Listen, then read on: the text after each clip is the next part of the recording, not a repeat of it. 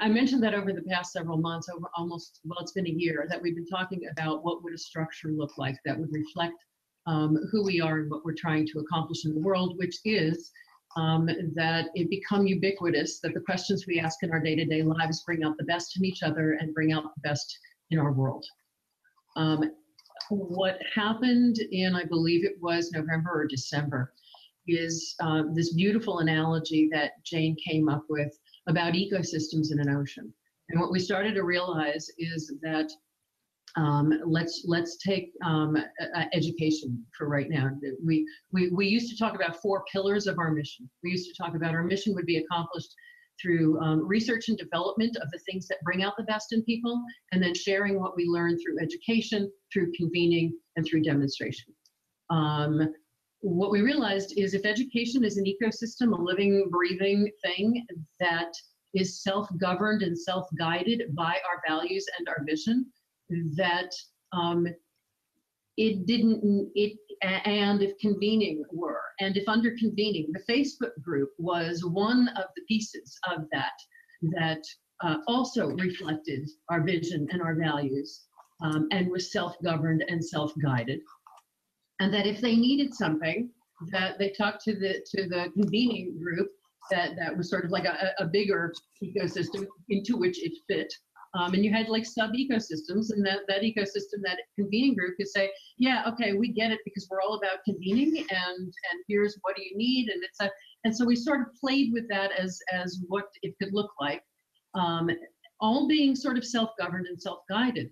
The thing that has struck me since we came up with that analogy, although I should say a million things have struck me since we came up with that analogy, but one thing that's been very clear to me is that if you look at a traditional company or organization, that's the way stuff works. And nobody goes to, if you've got a 100-person, let's talk about a small organization, a small company with only 100 people and 4 different programs.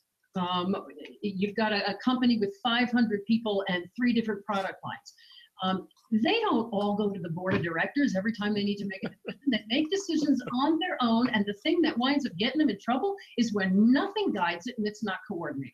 And the thing that makes them kick ass is when the vision and the values guide everything. And so I'm thinking that we're not, what we're doing is we're looking at the reality of how life works anyway, and just saying, okay, it could be awesome if embedded in every program of a 300-person food bank, and every sub-program under that, and every grant that got written, and if it all looked and felt the same, that no matter where, as Rebecca always says, no matter where you swim up to, that you'd know, oh yeah, this feels like this food bank, or this feels like this child play, this feels like this software company. So, you know, what does it feel like if no matter where you swim up, you know you're creating the future? Well, even beyond that, because we're talking about our mission being that these practices become ubiquitous in the world, and ubiquitous enough that they're recognizable, if not everybody's doing it.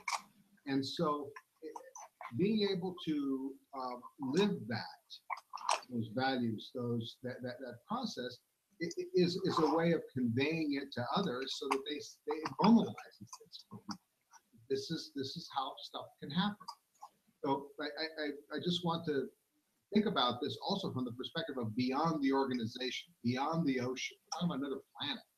We're talking about, so that, if I keep using that metaphor, it's the asteroids that seed the universe with DNA. That, what happens in each place is different, but it comes from a core that is the same. Well, and I think that may be getting to where Justin was playing, and I think it's a little bit about what Rebecca was talking about, is that there are things that are going to happen regardless of the fact that we want to sort of be the unorganization, that we want to be as movement-like as possible. There is a thing here. And so there's going to be times where decisions have to be made on behalf of this thing. And whether it is a program or a project or an individual who is answering the phone, there's stuff that's going to get done on behalf of this thing, whatever we wind up calling it. The hope is, the mission is, the intent is that by practicing together and doing all of these things that we're doing on behalf of this thing, that yes, the stuff you talk about, Rebecca, becomes true. That people say, this is who I am. Not everybody who swims up is going to be feeling that. Not everybody who plays for 2, 3, 4, 5 years in this environment is going to be feeling that. The goal is that that becomes ubiquitous, and that enough of, but I think that there is a difference between, there's not a difference. There is a continuum of, I am swimming up because this feels good to me. And when I get here, I love being here. And this piece over here is really interesting to me and really meaningful to me. And I want to play here for a while. I am loving what I'm feeling, and we're making it so explicit about why this stuff works and why it feels like this, that, oh my God, I didn't even realize it, but after all of this time, I'm actually bringing this into my life, and this is how I be anymore. But I think it's a continuum of that. I don't think that it's a organization versus individual. I think that where we are focusing right now is on the stuff that has to do with, for lack of a better word, the organization, the thing that we're creating, that is creating the future, where the ocean, where these self-governing, self-guiding programs, projects, et cetera, will live. Does that even start to?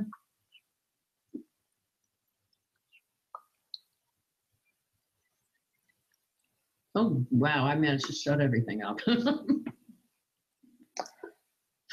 So I just want to jump in and say that I think that makes sense. And, you know, at the end of, I mean, a lot of what we've been talking about the last several meetings is all about how do we enable, not enable is not the right word, but lay the platform so people can participate and,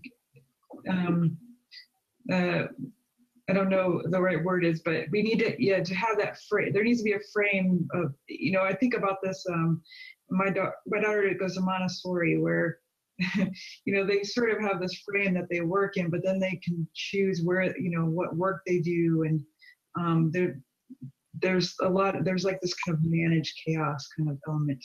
And that's kind of what I think we need to have so that we can create this network that we've been talking about for so long. I don't know if this is a diversion or perhaps a question that comes to my mind that I struggle with. And that is, what would it take for me to feel comfortable obligating resources of the entity creating the future? Because we have all of these different programs going on, the faculty, the blog, the consultants, Facebook group, and who knows what else there is, partnerships in Idaho, partnerships in Delaware, partnerships in Arizona, wherever we are. There will come a point when that question comes up. And what would make it possible for somebody, me, Justin, Rebecca, anybody, to feel comfortable obligating resources of the entity, because the creating the future is still an entity. And so the question that's coming up for me in that is, okay, so picturing this as an ecosystem, picturing this as sort of, I loved Loretta's analogy of the spider plant, that so if, I like that wherever it's planted, it keeps growing. If you're one of the middle spiders of the so if we have creating the future as this big spider plant, and demonstration and sharing stories is one of those spiders, and that spider's got 3 different spiders coming off of it, and the blog may be one of them, and the demonstration project that you've been working on, Susan, is another one of them. Where do resources come from? Whose resources? And what decisions, how are decisions made about those resources, to me is a very different question than creating the future's resources. Because as far as I'm concerned, creating the future doesn't have resources. The thing that I'm seeing, and again, this is not going to be fully formed at all, is that the question of, okay, we've got this really cool project going on in Delaware, and it fits every single one of our values. So we'd just like to check in with somebody to make sure that we didn't miss anything. So maybe it is the spider plant of the demonstration group that just says, we'll be around to advise. We'll be around to, if you need a team to talk to that really totally gets what our demonstration goals are, we'll be around for that, that gets to bounce those ideas around. It says, yeah, you know what, this totally fits. Now, does that need to then go to the mothership? Does every program, every food bank does go to the board? That would be ridiculous. Does the board have to decide everything? So the place where I'm going is that, okay, so then the question doesn't become, are we allowed to obligate creating the future's resources? The question becomes, yeah, this is totally a fit. All right, then where do we want to find the resources? Who do we want to share with? And so that's the place where I'm sort of going is there's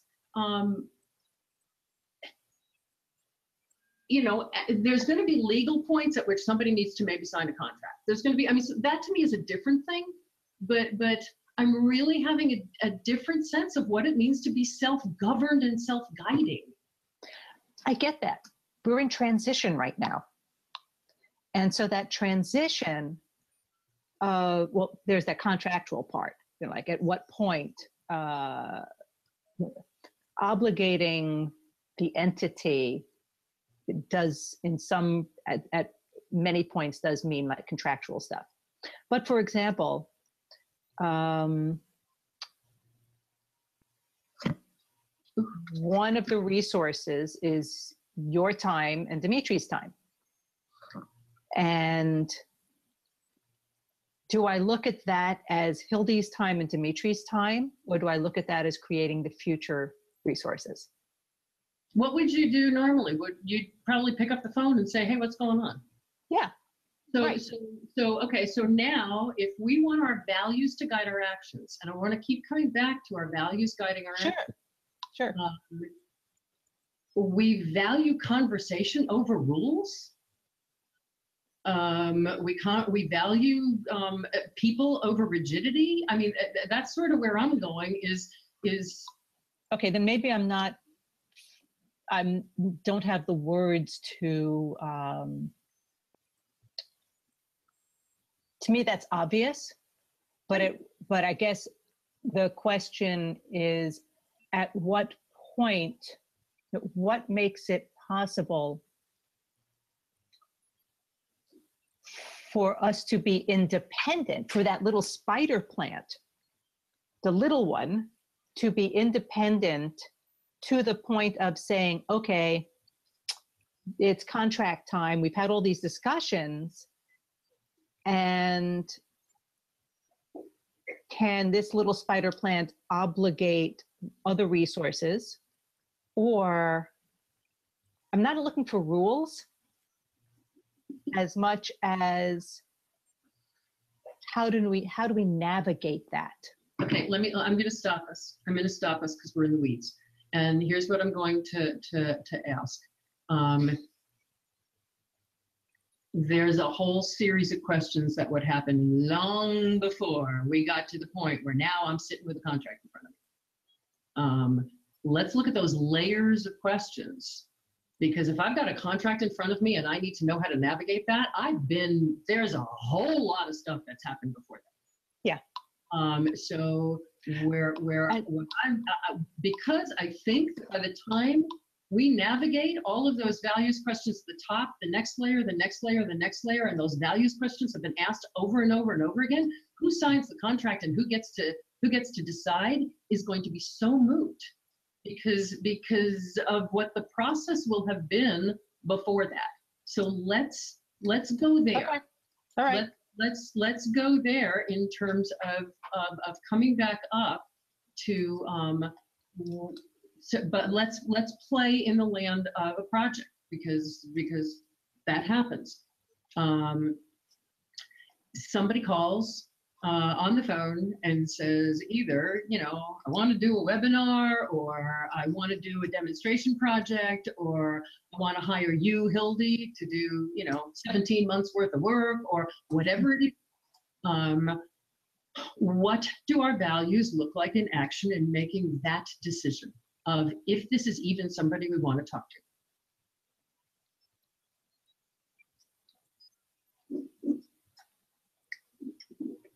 When a project comes along. Hildy, I'm actually having trouble doing it that way because we would be, well, we already know our value statement. What if we instead started listing the words and phrases that each person has been hearing in this conversation in the last few, when we've been faced with it? Something like, or how does the next teacher get selected, or who gets to contribute to the blog? If we could talk about the words we're hearing, I think they'd lead us. Well, let's play with that then with the question that I asked. Given the words that we've been hearing, given what you guys know about creating the future, given that many of you, all of you, have been involved at a point where we're saying we've got something we're thinking about working on. I mean, DK, you came into this because we said we're thinking about restructuring the organization. We have all come up to different points where we're thinking about doing something. What are the questions that that we would typically ask, because those questions are so frequently rooted in our values? How would we make this person feel welcome?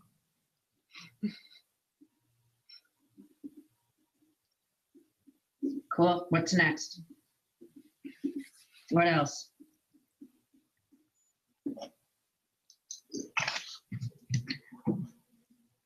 What would we need to know and understand about what prompted them to reach out to us?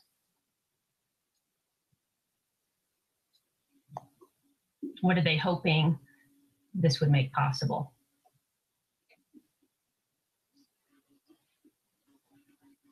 And for whom?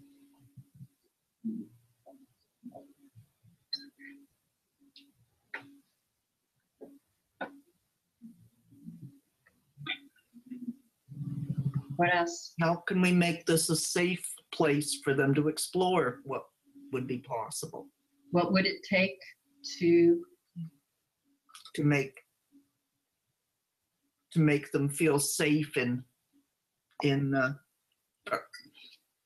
make them feel safe enough that they could be vulnerable and declare the outcome they were hoping for, and talk about what they might want to contribute. We've talked a lot in some meetings about how vulnerable it is to put yourself out. In fact, everybody on this call is making themselves vulnerable. Asking questions, speaking out in what is in effect a public forum. Yep. Probably the first question I would want to know is who's on the other end of the phone. Tell me about yourself. Tell me about getting to know each other as people.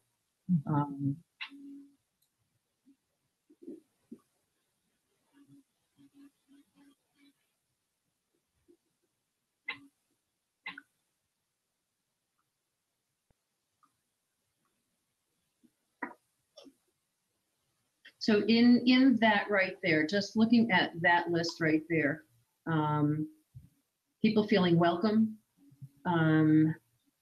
our seeking to know and understand. There's a piece in there about listening to understand.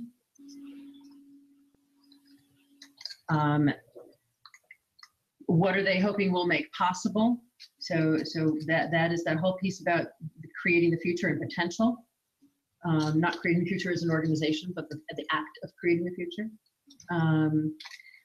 this being a safe place to be vulnerable. There's a piece in here about honoring people as whole people.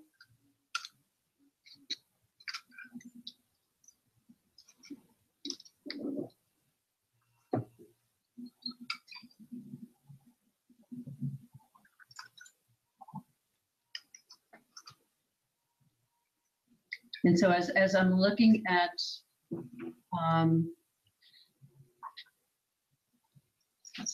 our current statement of values, if in every decision we make and in every action we take, people will feel welcome, safe, understood, listened to, and we will honor the whole person as a person. I mean, it's that kind of thing that I'm playing with that starts even a conversation. Mm-hmm.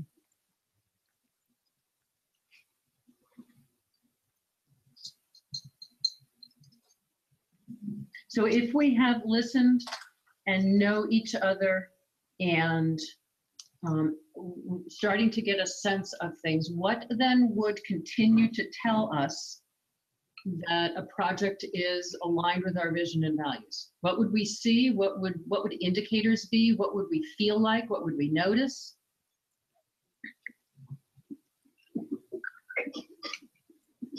And think about projects that you have gotten involved with Creating the Future on behalf of Creating the Future. They don't necessarily have to automatically be speaking about helping others, but completely get it when you bring it up. So when they are talking about, I want to have a conference that will have, hundreds of people come, and we're going to, they'll all want to come next year too, because it was so good. To get it when we say, and what are you hoping they will get out of it? What does it look like when they get it? Yeah. I'm asking you guys, when someone on the other end of the phone gets it. So when they say, we want to have a conference and we want Creating the Future to coordinate with us and be part of that conference. We want to partner with Creating the Future on our conference. And you say, what are you hoping your participants are going to come out with, and who else might this conference have an impact on? And they're able to respond and think about it and be willing to respond and think about who else beyond themselves will be impacted. Not to use a noun as a verb, as a past verb, but I think it would also look like we hear them listening to us. Oh, They ask questions that suggest that it's not transactional.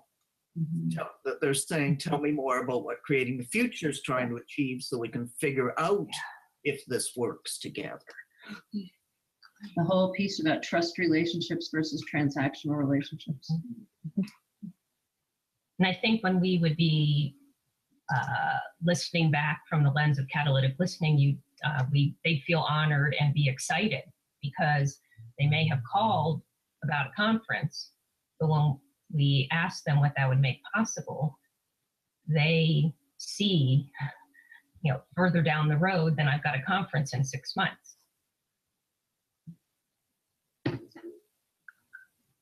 And how would we know that? I think we would hear it in their words, see it in their faces. I guess then also even when we get an inquiry at the very beginning is, even if it's on the phone, that initial, what could be possible if we schedule the time to meet on Zoom? So it's even talking about that human, wherever they're calling from, being with the whole person. And kind of all the pre-work that goes into before that first meeting. I'm smiling at the thought of getting beyond the no, I just need to know what you charge. Yeah. And I was just trying to get to that.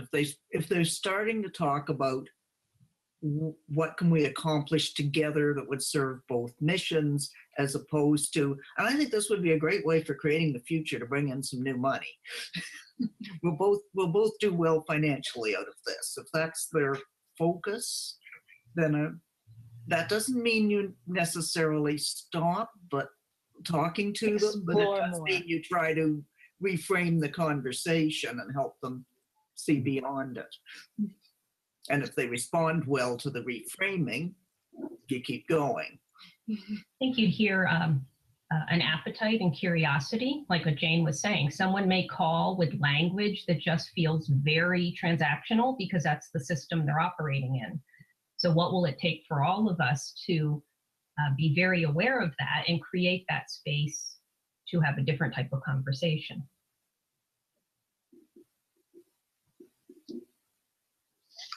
And along those lines, would they be interested in building strengths as opposed to fixing problems? So asset based. Like that. Angie, Sorry, repeat that, please. they would be interested in building strengths as opposed to solving problems, especially other people's problems. And even if where they came in is fixing problems, that I keep hearing each of you at different points saying excited to, eager to, that they're, oh, okay, yeah, to go to that next level. Okay, so thinking of the continuum of potential, do we then not work with people who are down at layers 1 and 2? As an organization, I don't know. Yeah. And we're talking about a demonstration project now. Okay, we're talking about partnering as a demonstration okay, project. using that as the specific example, then let's hold my question for Yeah. another time. Yeah, because when we look at our education programs, yes, we want to have an education program that meets people at every point along the way. Right. But here a demonstration We project. want to Got it. partner. That's huge though, Susan. Yeah. That one of the things that we're listening for then is continuum language that and for those who are not familiar with the continuum of potential, it's one of the frameworks that Creating the Future works with that I unfortunately have not written a lot about, and I promise to soon. That notes that people are at different points along a continuum of reaching for their own potential. That starts at a place of if only I had this discrete little thing, if only I had that grant, then everything would be okay. Moves through various points of being stuck where they realize I've gotten all the grants I need and things still aren't okay. And then moving to a place of curiosity and eagerness to try something new, and then to dive into something new, and then to practice that new thing and to be that new thing. And so where we are in education programs is we absolutely want to have something for everybody along there. But if we're going to partner with somebody, that really becomes a question, Susan, is where are they along that continuum? Do they keep coming back to that if only language? Yeah, this sounds good, but this is what we really want. I think that's really big. Because we have a value of meeting people where they are, doing our best to understand where they are and meeting them there. But we don't talked about trying to for partnering, for who we partner with, and what's the values in there. I'm often thinking about an organization in the Netherlands, that it's a community nursing organization that completely changed the way they do their work to the point of becoming the largest community nursing organization, 8,000 employees. There is no boss, there is no hierarchy. They do this in teams that highly respect each other. They contact each other if they have questions and need help, but no one tells them what to do. And they have, it's called Birdsong. And there's many stories that have been written about how they do this.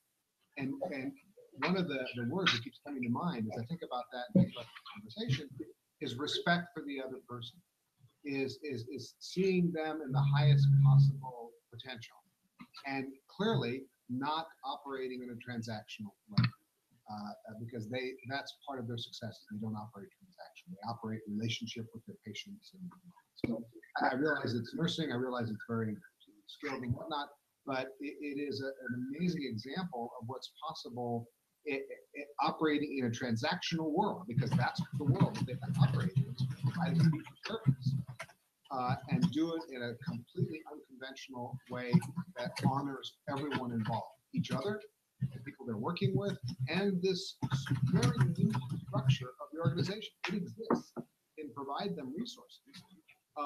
But they don't ask for resources if they don't, by the time resources are involved, it's sort of acknowledged this is what needs to happen. So it's very, very interesting. Very, very. I want to continue that because it's brilliant and beautiful, Dimitri. And Rebecca just sent a note that she needs to leave. And so, Rebecca, if you've got any reflections, what you're noticing, what's standing out for you before you head out. And Yes. Well, the good news is I'm off to the community hub. It's the monthly jam session. So, and it's very much along the lines of what we're talking about here, because every single time there's different people in the room and we're always having new faces and they're coming from every single place of the continued potential. So I'll be taking all of this with me in my head as I head out and prepare. I'm just thinking about the power of the going deep on the explicit, like being explicit. So that is exactly where we're at with our values in action, of then that next phase of being explicit and of the here's what it looks like and feels like. And then with any kind of inquiry that comes to any of us of creating the future is that ability to really hear where that person is and honor the whole person, that whatever they may have come with, there will be all different ways that they could potentially plug into things that are meaningful that they didn't even know about beyond, in this case, a project, a demonstration project, that there's lots of ways to nurture them. And that's then the responsibility and joyful responsibility of whomever that first conversation to continue that relationship beyond the initial, the initial inquiry. So we're not just meeting them where they are. We're taking the same approach as with faculty.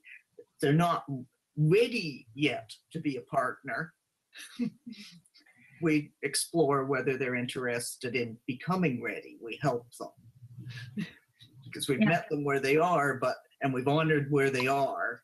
We can't necessarily do exactly what they have proposed right away, but we make it possible for them to. Yeah, allowing that the readiness to be. I'm frequently, and it's why when in the early days we were talking about the continuum, I bristled at the term ready. Because ready is so judgment laden that you're ready to do what I think you should be doing. And who the hell are we to say you're not ready to work with us? There's way too much hubris in that. But where I do go is that we are opening the door to whatever relationship makes sense to evolve, and it is rooted in all of us just being humans. And if there is a project about the specific thing they asked about, we'll figure that out, whether there is or whether there isn't, rooted in again, what are the values we want to root it in to decide if that project they're talking about and its potential is someplace where we want to play. What are the values that will guide that? Rather than some of the other conversations. So thank you, Rebecca, and have fun this afternoon. I will. Thank you. Bye, everyone. Bye-bye. That's a question. I just have a quick question. Yeah. I'm wondering if we are assuming that any one value or set of values automatically leads to actions that are all consistent. And what I mean by that is, I don't know. I think part of the reason why I've been so quiet is missing prior meetings, but also just some layer of struggle, whether it's similar to Justin's or not, with just some of what we're saying. So, I mean, I agree that, obviously the values are most important. Even so, even to the degree that that it may not necessarily lead two people to carry out the same action. Like they, but and I think that's part of what you're just saying, Hildy, about like who's ready, it's similarly who's also, like there's a layer of this that you can't necessarily control. You can strengthen the values and make sure that they're imparted and do the teaching and create the conditions for those values to be perpetuated. But I don't know necessarily that it always leads to the same actions in others. That's one thing. And then I think one other thing is, movements are always challenged by the separation between what part of it you control and what part of it you become a seed for. And I sense that struggle here in that some of the terms have been today, which I love, is that this whole notion of an ecosystem of different platforms, making decisions based on the same set of values. That's very open, and that's saying, okay, we're willing to let go. But then we'll go back and start talking about, well, what does it mean for somebody to be ready? Which seems like now we're starting to pull it back in. And so I think I sense that tension, and it's certainly, something that I'm thinking about. Yeah. That's why I agree with you, Sydney, and value that. And again, I think specifically when we're talking about this particular question of how would we know if a project is a fit? That word resonates with me as fit. So the decision making about, is this a fit for us? Does this have the potential to be a fit again, in that realm of demonstration, for a demonstration project that we would want to pursue, which is partnership, which is at an organizational level of somebody saying creating the future has something that we want to partner with, which is very organization language. But that, we have said, and I can point to a blog post from years ago, that we will look for demonstration projects basically that writ our mission large, that take something that could happen in one community and makes it an entire state, an entire region, an entire nation, or whatever it looks like. It creates ripples. What does it take to know if that's the ripples we want to create? Okay, so that places the demonstration project within the ecosystem as one atoll in that big ocean. And by saying demonstration project, that includes goals. And so whether it's a good fit is whether or not we can see it achieving or moving us towards a particular goal. So that allows a demonstration project to be along the continuum of education, whether it's the Facebook group of people who've barely heard of the movement, to the blog and all of its ramifications with the dances and the poetry and all of that, with the all the way to the demonstration projects. And so one of the things we're looking for when we're having that conversation is for us to know the various goals of creating the future as a movement, so that when we're having that conversation with people who call us, we can see where it might fit in that continuum and which goals it might be a best fit for. Just define more, tell me more about what you're thinking about goals. Well, mission writ large. Which in my mind is the mission is accomplished. Our mission is that this become ubiquitous, that the ripples go out and the mission become ubiquitous. That bringing out the questions that bring out the best in each other become ubiquitous. So if it's going to be a demonstration project, then we're going to be focusing more on having the ripple effects of the demonstration project. If it is somebody who is at the point, I want to write blogs, then the component is education of it's got ripple effects, but it's not going to have ripple effects across an entire state or an entire region or a city, as much as it's going to have the ripple effect of people who are in a particular place on the continuum. But is it I'm completely losing my ability to speak. It's all the cold medicine. Let's blame it on that. I think it's probably the conversation is just going. Do our conversations go? Yeah, they all do. I'm wondering, is there a component, because I really do take very seriously what Sydney's saying is the thing that I like about the ecosystem analogy is that there's no top-down control. There is that whole self-governed, self-guided piece is the guiding force. Will this accomplish the mission? And if accomplishing the mission is that these ways of being are ubiquitous, what does that look like in education? What does that look like is not for some top-down entity to decide, but the folks who are doing education and understand it so deeply and understand where it's going to decide. But maybe one of the guiding things is just flat out, will it accomplish the mission?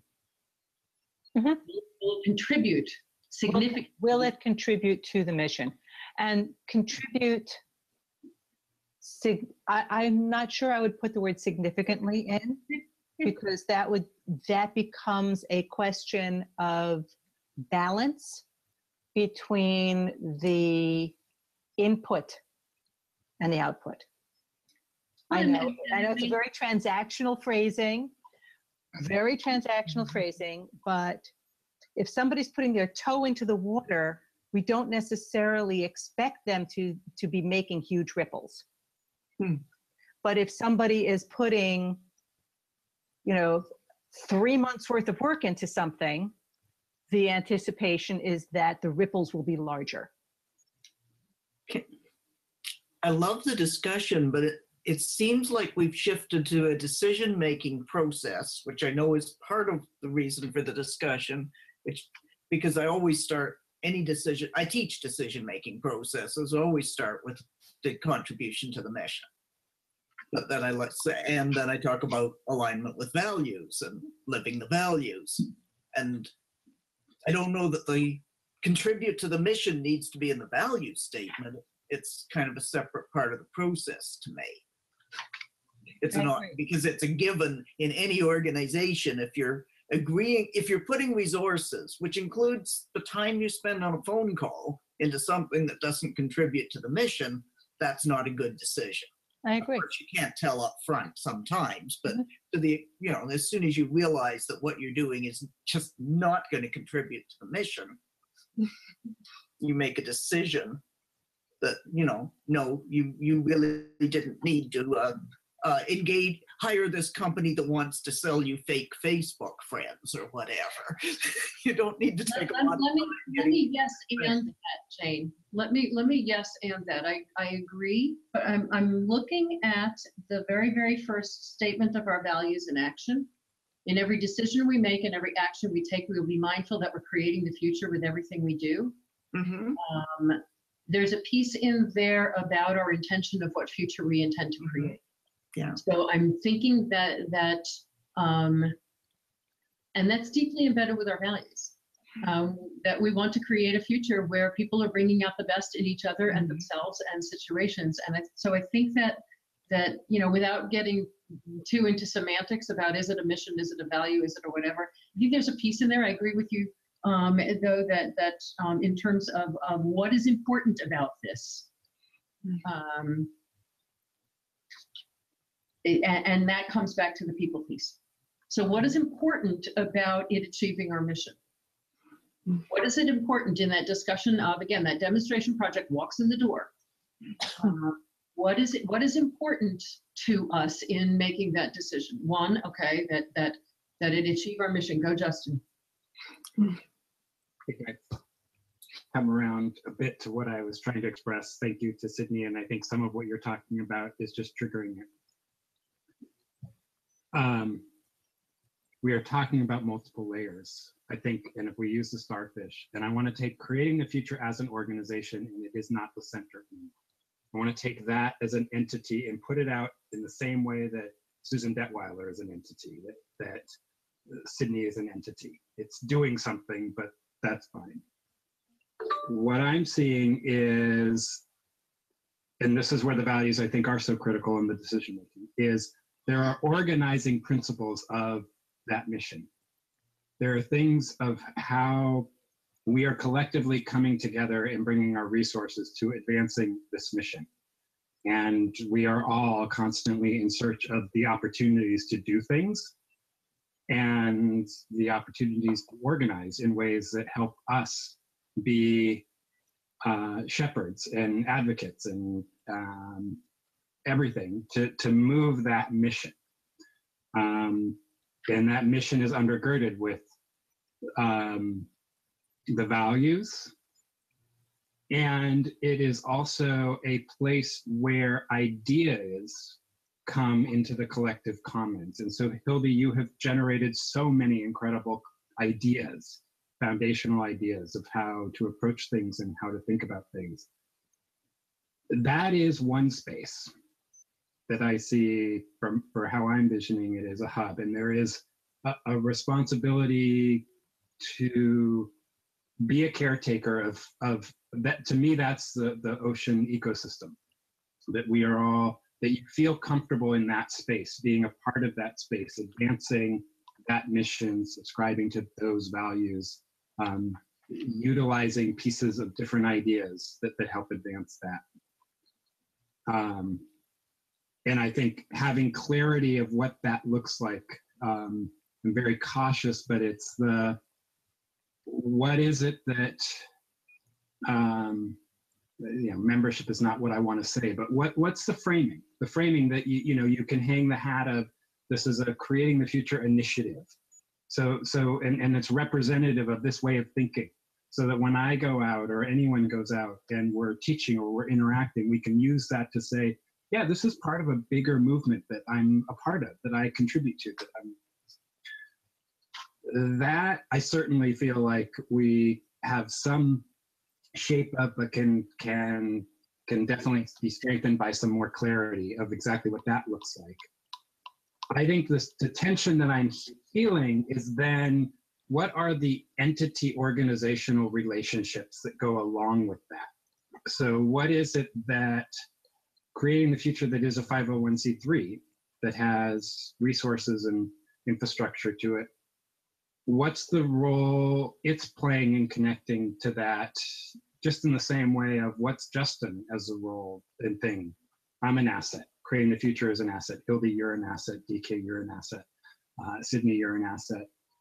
But thinking about then, so when something comes up, like one of these projects, these demonstration projects, it aligns with the hub, but then it goes and lives in the arms. There's some collection of assets that come together to achieve that project, whatever it is. And in some instances, it can be almost solely contained by a person, which is, I'm teaching a class and it's creating the ripples. In others, it might be something which is, for example, I see the faculty development, which sort of the courses that are being developed are living in the entity of an organization that is creating the future. But it's just a leg. It's not the hub, it's a leg, and it needs to be resourced to do that. And I think that's where I was going with where I was talking about, so the Facebook group is another leg, and it is where people are going to come together, and it is its own commons, and it may need its own resources, and it might link to what creating the future 501c3 is in terms of some of those, but it might not.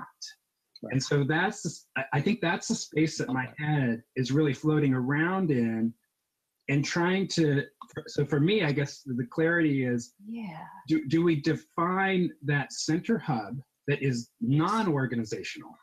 It is movement organizing principle, and then ripple out and think about what does that mean for leg entities, and does that make sense?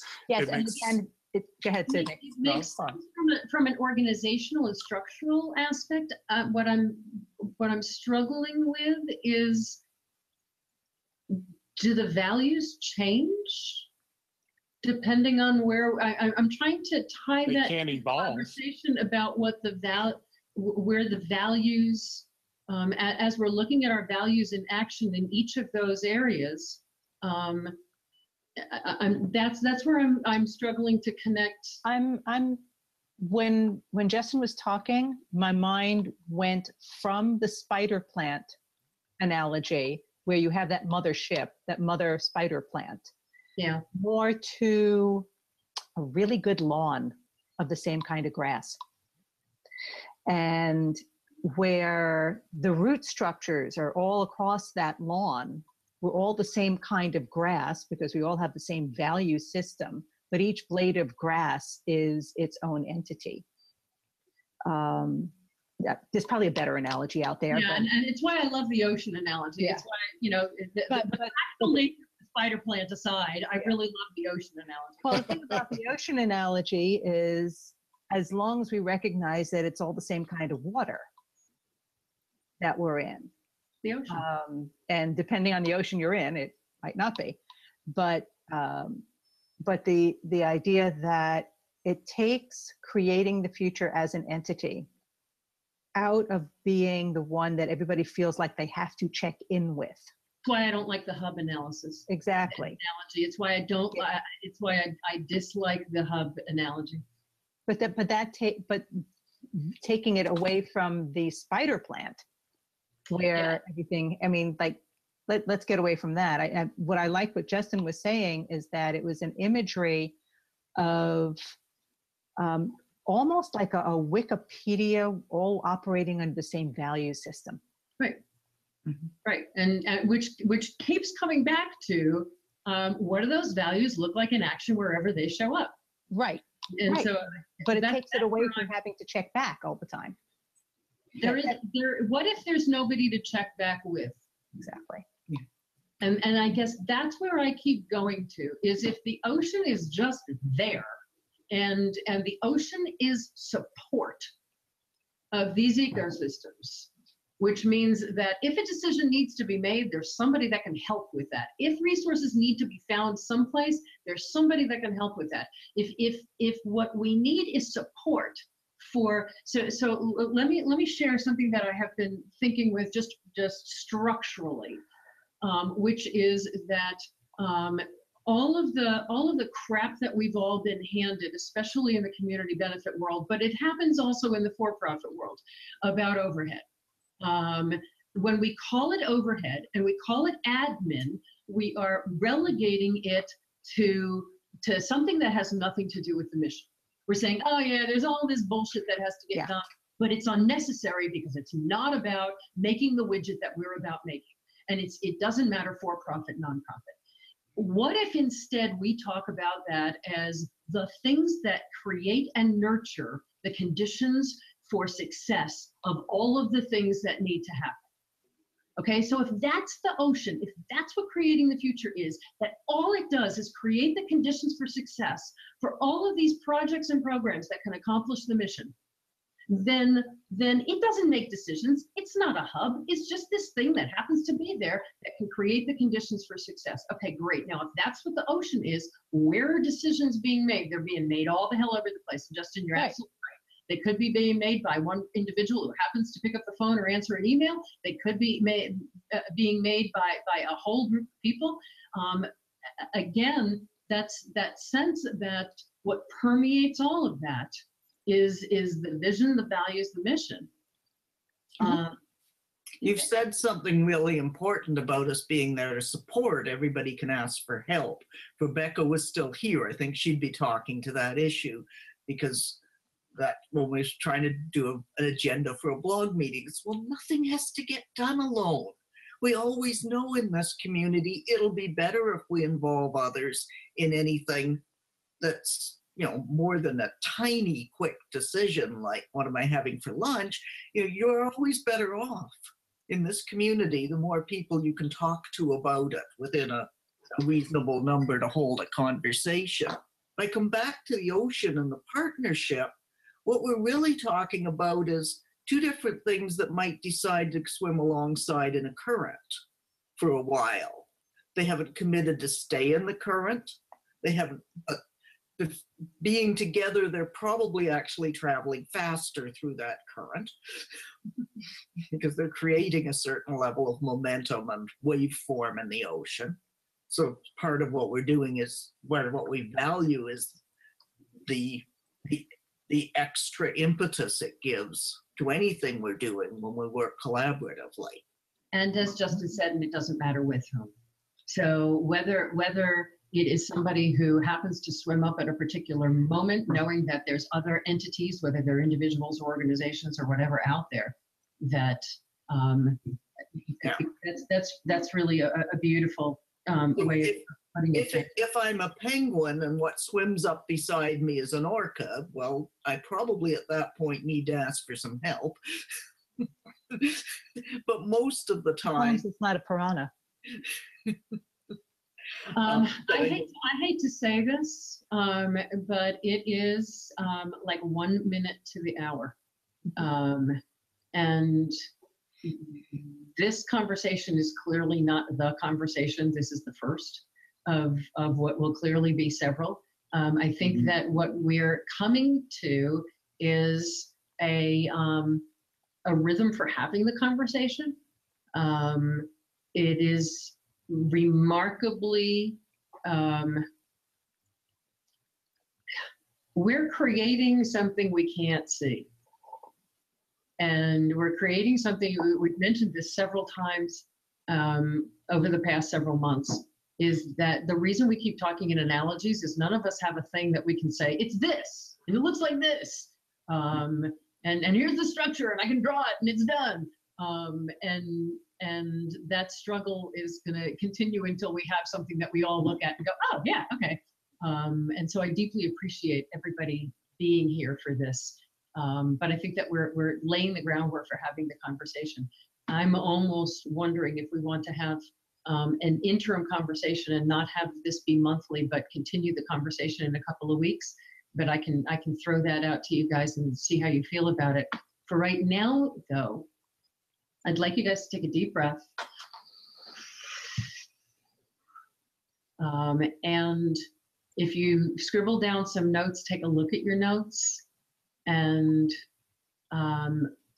share what you're feeling, what you're noticing, anything that particularly stood out to you in this conversation. I know some of us have been talking more than others. I would love to hear from those who have not been talking as much, because we've been babbling on and on here. What is standing out to you guys? What are you noticing? What are you feeling?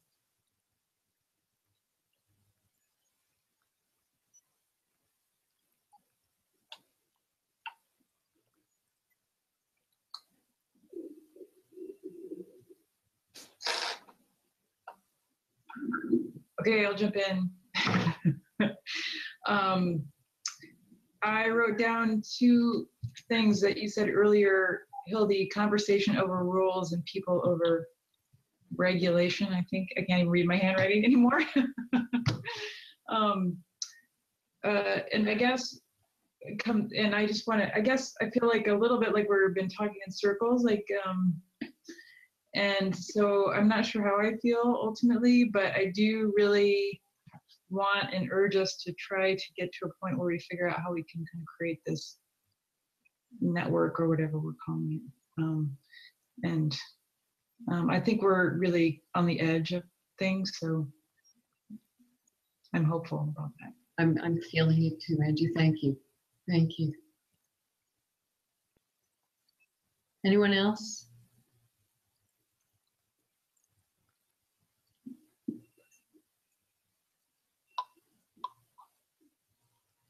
So for me, there was something interesting in some of the languages of changing that pronoun from it to we, whenever it shows up, to stop that and say we, because I think that's, for me, that's what's triggering for me. It draws me to a structure, an organization, a thing that we are on behalf of, as opposed to a collective. And so I'm going back to, what was, I think, talked about in the last session a lot, which was collective commons, and that idea. And there's a part of me that I see as a framing of this. What I wrote down is, we are working collectively to advance this mission. And in doing so, we commit to making decisions in a particular way. And so that it's less about the thing we're making a decision about, which is where I started with the thing, but it is more about participation in the collective commons. And that then allows us to define how we collectively be in this space to advance the mission.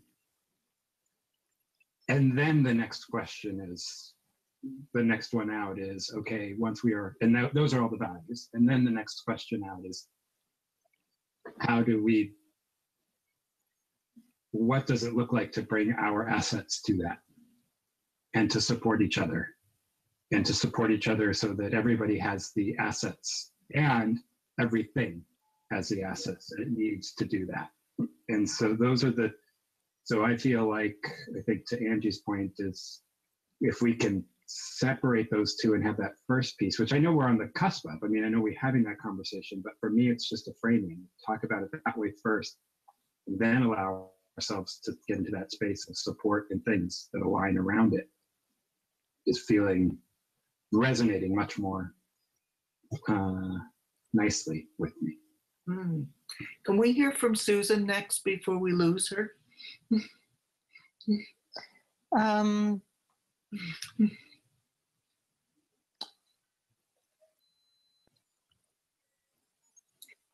I still have a tension in my innate need for control, which is very long-standing from when I was a wee child. And this idea and the head knowledge, as well as my own evolution into being able to give up control and just free control over to whomever and whatever needs to be making the decisions at that particular moment in time. And so, as Justin was just talking, the idea of a we, not it, is helping to release that tension. And so I appreciate that. I'm looking down in the lower left-hand corner of my screen because that's where you are on my screen, Justin. But the concept of the collective commons, where we make decisions based on our shared values, that's resonating. That's resonating. And also I want to reflect that it's really nice to meet both Angie and Sydney. We have not been in conference before together, so it's really nice to meet you. Nice to meet you as well.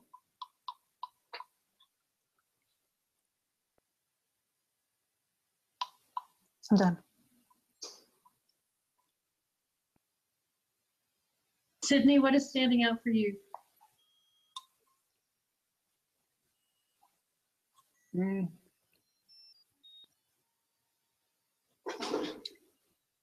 I think,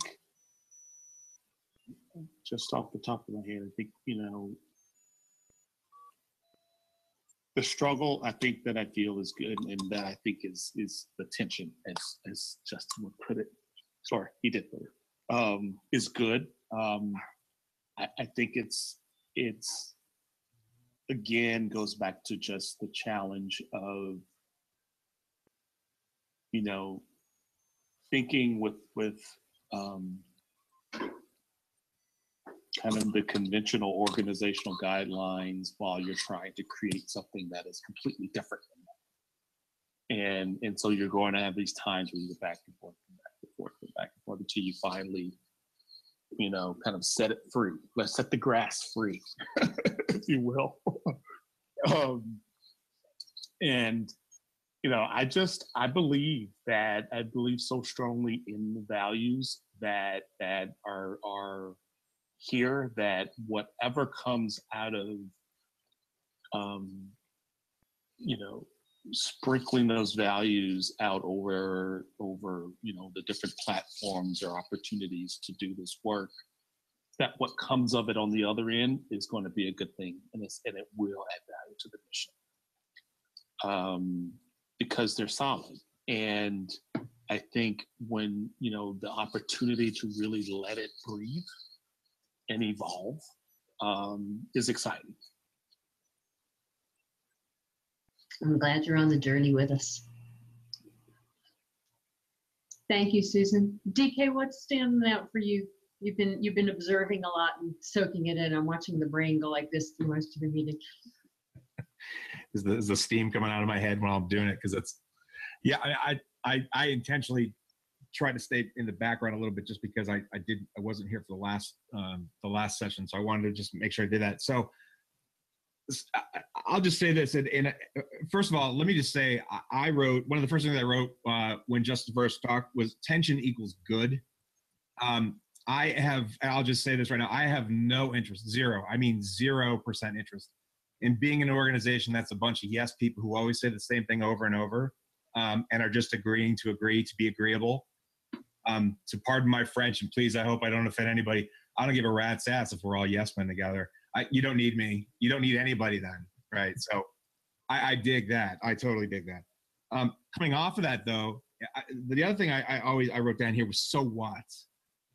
Now that could have been because I had Miles Davis playing in the background and So What came on. But the reason that I like the So What is tied into another thing I'll just say here. So I love the example that we're using, the ecosystem. I think that's absolutely the best example. I know in my business, which by the way, I have movement in my name of my business. So I'm constantly talking about movements as a thing because I have to describe who I am and what my teams are trying to do. But in talking about an ecosystem, there are still rules and governing things beyond the values. You know, for example, gravity, right? There's things like that. There's things that are, you don't have to write them down and we don't have to agree to them. They're there, that we just have to sort of recognize as a thing. And so that gets me to the so what. So I was looking at it from sort of the, I'm not even an interested party quite yet. I just stumbled upon creating the future. And let's say I come in on one of the legs and that leg happens to be the website, right? I can read through everything. I can read through the values. I can read through the mission. I can read through all that stuff and go, that's pretty good. I'm going to start incorporating that. You never know me, never see me, never know anything about what's going on. I don't even have to reference it, and I'm out there. In a way, that's a sweet victory for this group and should be applauded for it. However, to make this movement a movement, there are structures and operational things that are needed. And so that gets back to what Justin was saying, which is we can't be, if you're so amorphous and open to everything, you know, not to get overly philosophical here, then you are nothing. You are just, let's talk about air. Okay. Let's talk about gravity. Right. You know, like if you get so much to that point, you can really kind of dip yourself into a terrible thing. But I love the idea that there are these avenues in, and then one of the arms of where, however you come in, could be the organization creating the future, or it couldn't, or it could be some other way it could go to. And it also could never come back around to us to even know, or it could absolutely come back around and we could tell that story. But either way, it could be a sweet success. So I guess sort of my takeaway that I'm going to start sort of thinking about this is the so what of this, you know, is you know, personally for me, right? I constantly get this because I say things like no profits without nonprofits and this idea of the connection economy. And I have to describe those things. And I know that there are a lot of people who I don't do direct business with, whether it's a budgetary issue or a timing issue, or they don't vibe directly with my personal values is what I like to do business with, but they may take what I'm saying and start doing it. And I dig that. I love when that happens. I love when I hear people saying things and I'm like, that sounds like a phrase. I think I said that. And that I think that's super fun. Or the opposite, of course, you know, where I start incorporating something that I've picked up and I don't even realize that I'm doing it, but I realize it's so knee deeply connected to what I'm believing in my value system. So I guess that those are sort of the big takeaways to me, that attention is good. Now I'll never apologize for having some bad attention. I think that's awesome and it shows growth. I think the so what of everything that we do on this has to be there. You know, it sounds like the labs, the demos are going awesome. So what's next? I dig when that stuff starts happening.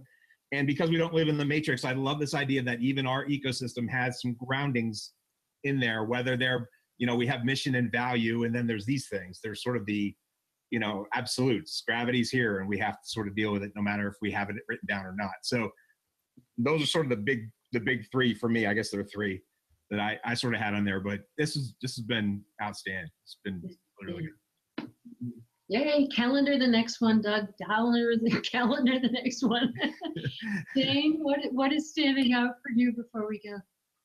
Well, first I stayed awake because I haven't had any sleep for 3 days, and I apologize for babbling for being sleep deprived through part of this, but notice I'm still here, and I thought I might last 20 minutes.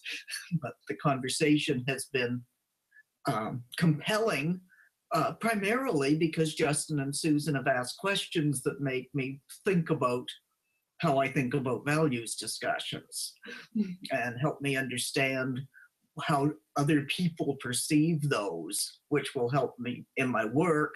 And they say such profound things like, let's talk about we instead of it, who we're making decisions for, that I feel quite energized by that. I'll still nap later. That's great. That's great. Well, I'm glad you were able to be here. Dimitri, what is standing out for you? First of all, Doug, the Matrix does have rules.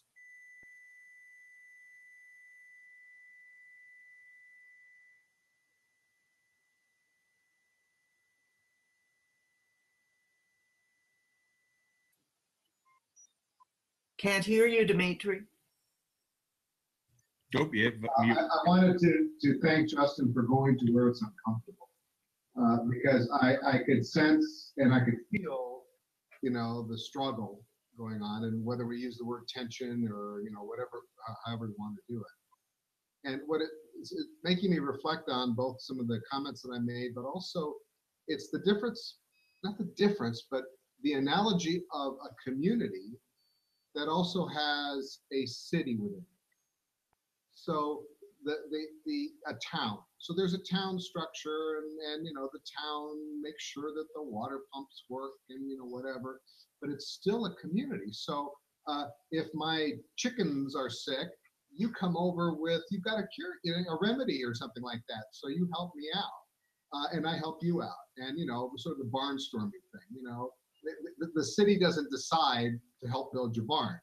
It's your community, your neighbors, you know, the other people who think the same as you who come in and do that. And that's kind of where I'm going with this, is that you do need both, that they have to coexist. And the last reflection that I have is that I often go back to what life was like 100 years ago in this North American world. And it was a much less transactional commercial place. Now, I'm not trying to idealize it in that sense, but there was just an expectation that people would work together without an expectation of, well, what are you going to pay me for doing that? This is really, our current reality is really relatively new. This is not how we have operated culturally for, you know, eons. So we're trying to create something new again. And that's, I think, why it feels the way it does, hopeful and exciting and hard to see. So Can I comment, Dimitri? You can still go to rural areas and find some of that. oh, yeah. Go out and see a bunch of ranchers that are moving the water lines around and rounding up the cattle together. It's the bigger our communities get, the more we've lost the relationships in favor of the transactional. Yeah, Jane, some of those are about 10 minutes away from my house here in York, PA. So I know exactly what you're talking about. I'm feeling very much at the cusp, as Angie has said, and as Sydney has said, and I'm feeling very much that struggle between what we've always known and what we have the potential to step into. And my both gift and curse are that I have a natural ability to see things whole that haven't existed before. And it is both a gift and a curse because I can see it. And then I got to figure out, how do we talk about it? What is it? How do I explain what's in my head? It makes perfect sense in here. There's no words connecting it all out there yet. And I'm sensing that several of us are also seeing this thing and trying to figure out, what are the words? What are the things? And so I am deeply appreciative of everybody who has been open about, because it's a vulnerable place to say this is just sort of feeling. And when people watch a board meeting, we're all supposed to know what the hell we're doing. And so I deeply appreciate our willingness to step into what it feels like and looks like in the reality of when you're changing stuff. If anybody watches this and this gives you permission to explore and put a toe into where you're not sure where the conversation's going to go, I am so humbled and appreciative to everybody that is on the screen in the room with us today, because that's where we played today. And it's a place of heart and not a place of mind, and it's the struggle that happens in the mind and the heart. So thank you guys deeply, because I felt it and felt it with you guys.